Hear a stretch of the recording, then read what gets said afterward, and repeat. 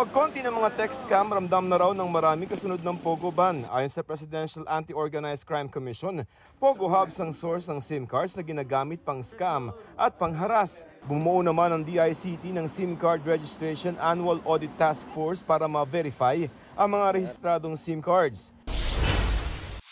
Tatlong low-pressure area binabantayan ng Pag-asa. Ang isa nasa loob ng Philippine Area of Responsibility habang nasa labas ang dalawa. Ayon sa Pag-asa, mababa ang tsansa ng tatlong LPA na maging bagyo, habagat at localized thunderstorms sa magpapaulan sa malaking bahagi ng bansa.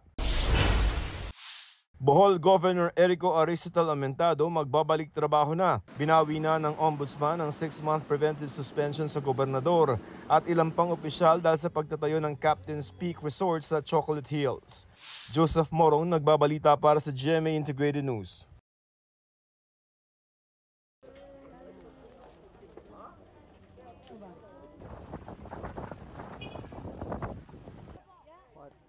Huwag magpahuli sa mga balitang dapat ninyong malaman.